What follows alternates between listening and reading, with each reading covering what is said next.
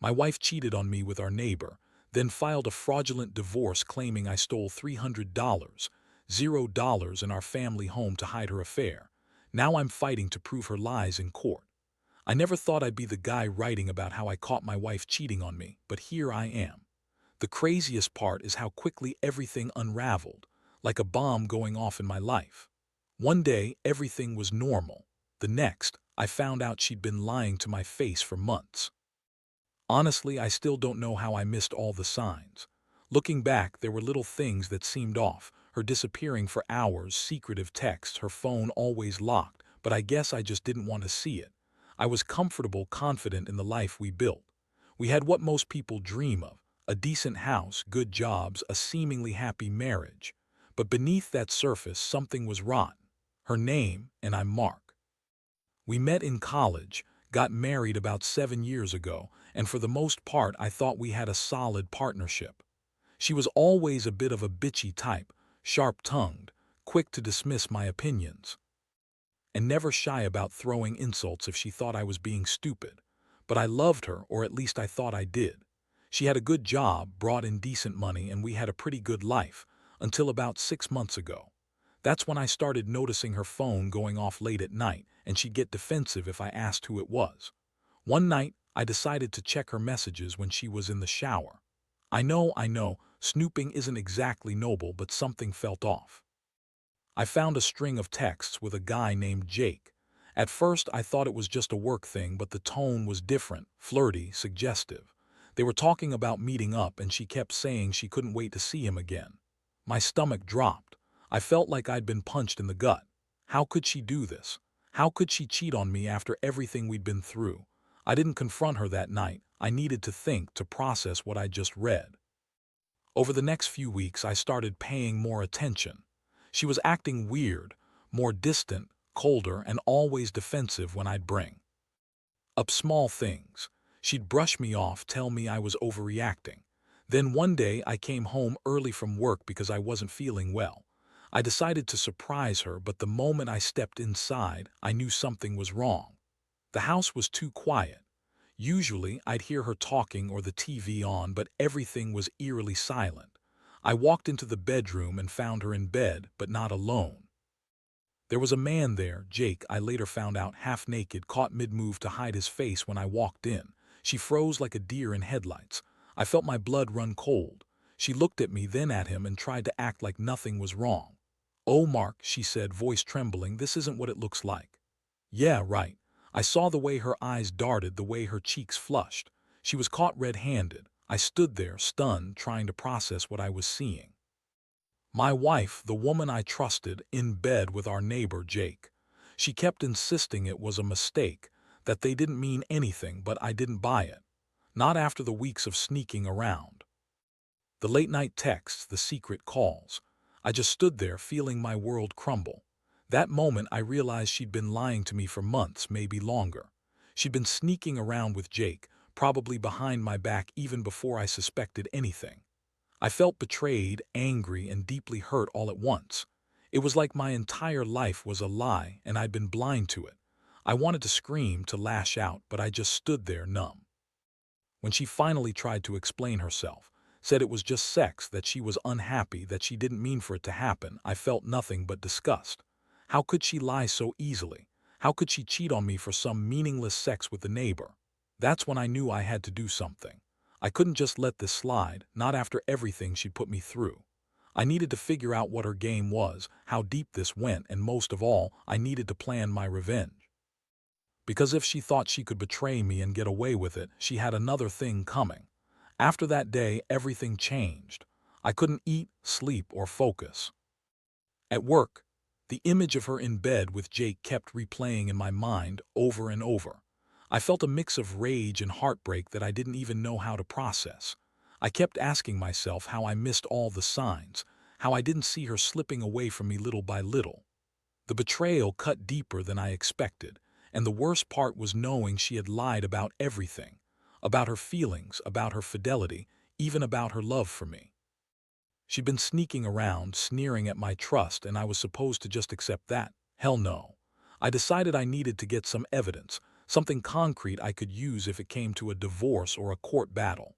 I started digging into her phone and email accounts, trying to find anything that could prove her affair.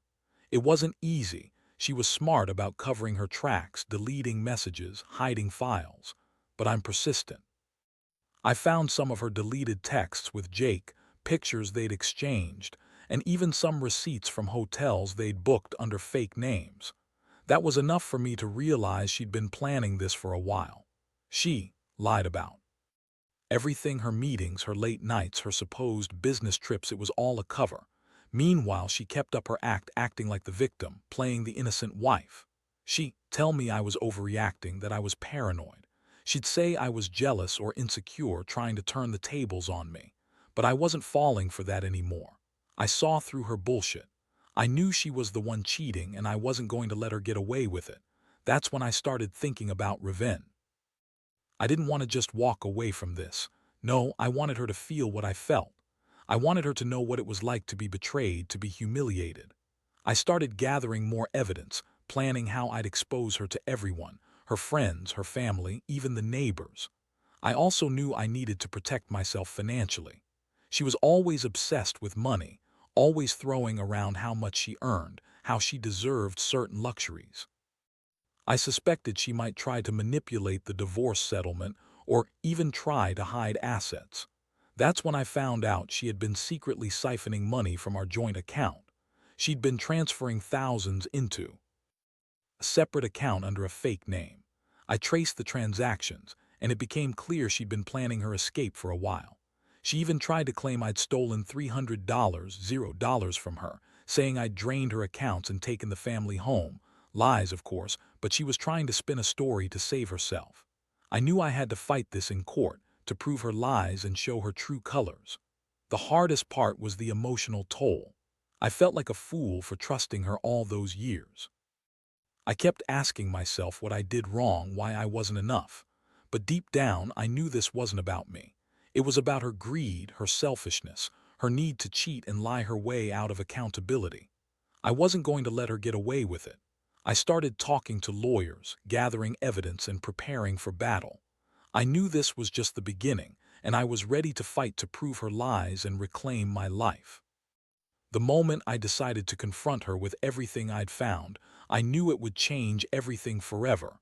I couldn't stay silent anymore. I was done being the victim. She wanted to play the innocent, but I had the proof. I was going to make her regret ever messing with me. And when the day came, I was ready to show her just how far I was willing to go to get justice. The confrontation finally happened a few days after I gathered enough evidence to make her sweat. I'd been planning it in my head, trying to stay calm, but honestly, I was furious. I couldn't believe she thought she could keep lying, keep sneaking around, and somehow come out unscathed. I sat her down in the living room. She was trying to act like everything was normal, like I was overreacting again, but I wasn't having it. I laid out all the evidence I'd collected, the texts, the hotel receipts, the bank transfers, even the deleted messages I'd recovered. Her face twisted into a scowl. "You're crazy, Mark," she spat. "You're just jealous because I don't want to be miserable with you anymore." She tried to dismiss everything, claiming it was just sex, nothing serious, and that I was overreacting because I was insecure. But I wasn't buying her bullshit anymore. I told her I knew about her affair with Jake, about the money she'd hidden, and her false accusations that I'd stolen from her. Her eyes widened, but she kept lying, saying that I'd been abusing her, that I was paranoid, and that I was trying to ruin her reputation. That's when I snapped. I told her I'd had enough of her lies, her manipulations, and her betrayal.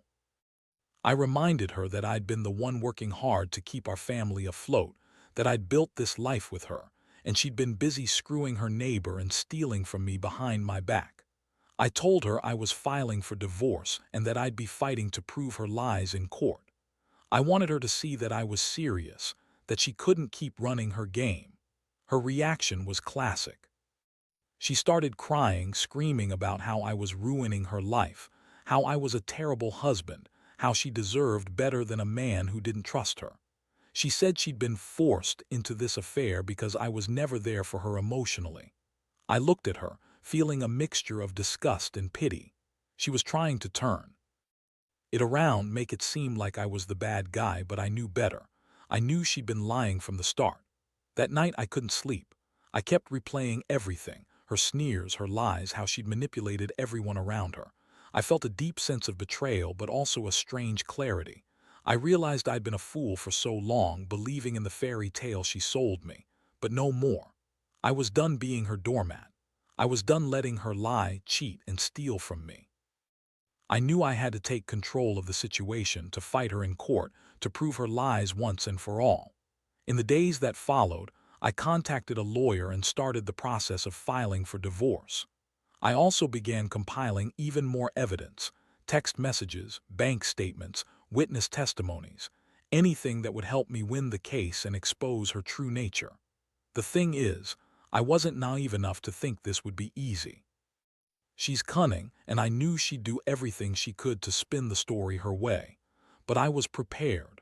I wanted her to see that I wasn't backing down, that I'd fight tooth and nail to get what's mine and clear my name.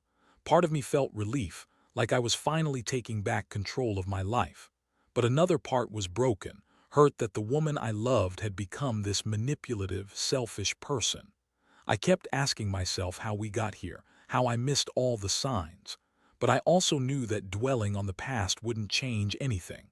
I had to focus on what was next. I was ready for the courtroom, ready to face her lies head-on, and I was determined to win, not just for me, but for the truth. The court date was set about a month after I filed for divorce, and that's when things really started to get intense. I had all my evidence organized: screenshots, bank statements, witness statements from friends who saw her sneaking around, even recordings of her lying during our conversations. I knew she'd try to spin her own version, so I had to be prepared for her to come at me with every trick in the book. In the days leading up to the hearing, she was frantic, calling me, sending texts, trying to manipulate the situation. She told me I was ruining her life, that I was paranoid and insecure, and that I was only doing this to punish her because she still loved me. She even went as far as claiming I was the one cheating, which was laughable. I had the proof she was the one cheating: the texts, the hotel receipts, the money transfers. But I knew she'd try to twist everything in her favor, so I stayed calm and focused. On the day of the hearing, I showed up early, feeling like I was walking into a battlefield. Looked nervous but tried to appear confident. Her lawyer was doing everything to discredit me, questioning my motives, suggesting I was bitter, trying to paint her as the victim. But I had the evidence and I was ready. When it was my turn, I laid out everything: how she'd been cheating with Jake, how she'd stolen money, and how she'd lied about the family home and my supposed theft. I called witnesses, showed documents, and explained how her stories didn't hold up under scrutiny. Her lawyer tried to argue that I was an angry, jealous husband, that I'd been abusive and unfaithful myself. That was funny, considering I had nothing to hide. I kept my composure, knowing that every lie she threw at me only made her look worse. When I finished, the judge looked over all the evidence and listened carefully to both sides. The most shocking moment came when I presented her bank statements showing the transfers into her secret account, and her reaction was priceless. Her face went pale. She tried to deny it, but the evidence was irrefutable. I also brought in the hotel receipts, the texts she'd deleted, and the witness testimonies. It was clear she'd been lying all along, trying to cover her tracks. The judge looked at her, then at me, and I could see the wheels turning. By the end of the hearing, it was obvious she was in trouble. The court ordered her to provide full disclosure of all assets, including the hidden money, and to cease any further deceit. I felt a wave of relief, finally some justice. But I also knew this wasn't over. She'd fight back, and I had to stay vigilant. I also realized that I'd been right all along. She was a manipulative, selfish woman who only cared about herself. After the court session, I felt exhausted but victorious. I knew I had to keep fighting, keep exposing her lies, and make sure she paid for what she did. I was determined to come out of this stronger, to rebuild my life without her. The betrayal had been brutal, but it also opened my eyes to who she really was. I learned a lot about trust, manipulation, and the importance of protecting myself, especially when someone I loved turned out to be my biggest enemy. That night, I sat alone in my house, reflecting on everything. I realized that I'd been naive, that I'd ignored the signs for too long, but I also understood that this was a turning point. I couldn't change what she'd done, but I could control how I responded. I decided I'd focus on healing, on rebuilding my life, and on making sure she never hurt me again. I was done being the victim. It was time to take back my power. In the weeks that followed the court hearing, things moved fast, at least on paper. I got the official ruling, which ordered her to account for the hidden assets, including the money she'd been siphoning off. The judge also heard her claim that I'd stolen from her, exposing her attempt to smear my name. But what really pushed her into a corner was when I presented the evidence of her affair with Jake, along with the financial deception. Her face during the hearing was a picture of shock and anger, but she knew she'd been caught dead to rights. After the court decision, I started the process of dividing assets. The house, which she'd claimed I'd stolen, was clearly in my name, and I had all the proof to back it up. She tried to argue that she deserved a bigger share because she'd sacrificed so much. But I shot that down with the bank statements and her own financial records. I knew she'd try to manipulate the situation further, so I stayed vigilant. I hired a lawyer to handle the paperwork, and I made sure every piece of evidence was airtight. Meanwhile, behavior grew even more erratic. She was furious, calling me names, accusing me of ruining her life and trying to turn her friends against me. She even went as far as to file a counterclaim, claiming I'd been abusive and that I'd stolen her money. Her lawyer tried to push that narrative, but I had the evidence to disprove every lie. I started to realize that she wasn't just trying to save her reputation, she was trying to destroy mine. That's when I decided I needed to cut all ties and go no contact. I moved out of the house into a small apartment nearby and started rebuilding my life from scratch. It wasn't easy. Emotionally, I was drained, and I kept asking myself how I'd let things get so bad. But I was determined to stay strong. I focused on my work, on my friends, and on therapy to deal with the emotional fallout. I knew I deserved better than the chaos she was dragging into my life. The most bizarre part was her ongoing attempts to manipulate people around her. She told everyone I was the villain, that I'd cheated on her, that I'd stolen from her. I had to be careful. People who didn't see the full picture believed her lies. That's why I kept documenting everything, making sure I had proof to clear my name if needed. I even started recording some of her manipulative phone calls, just in case she tried to twist things further.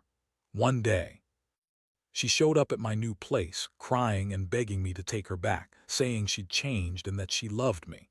It was pathetic. I told her I'd heard enough lies, that I didn't want to see her face again, and that I was done. That moment, I finally felt a sense of closure. I realized I'd been holding on to the hope of fixing things, but she'd proven she wasn't capable of honesty. I needed to move on for my own sake. Looking back, I see how far I've come. I learned that trust is fragile, and sometimes people will betray you in ways you never imagined.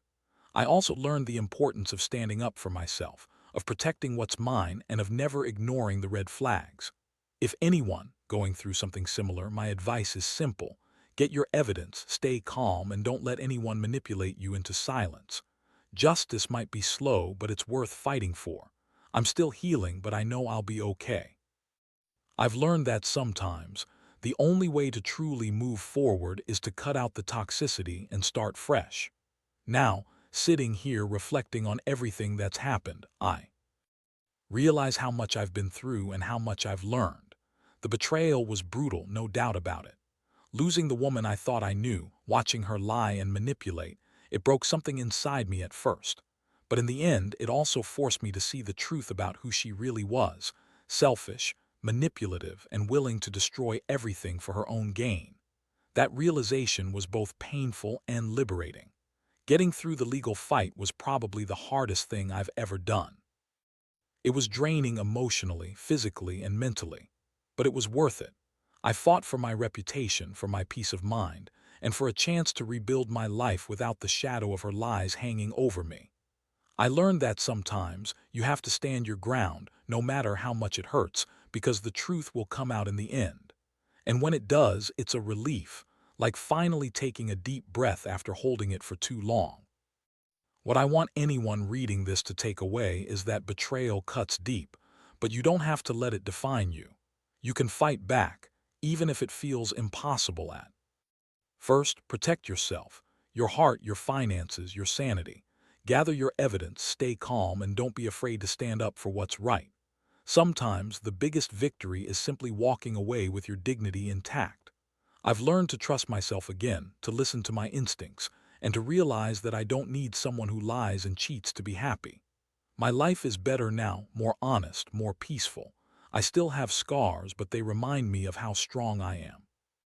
And I know that moving forward, I'll be better, wiser, and more cautious. I hope anyone else going through something similar finds the strength to fight for their truth, because no matter how dark things seem, there's always a way out. And sometimes, the best revenge is simply walking away and rebuilding what's truly yours.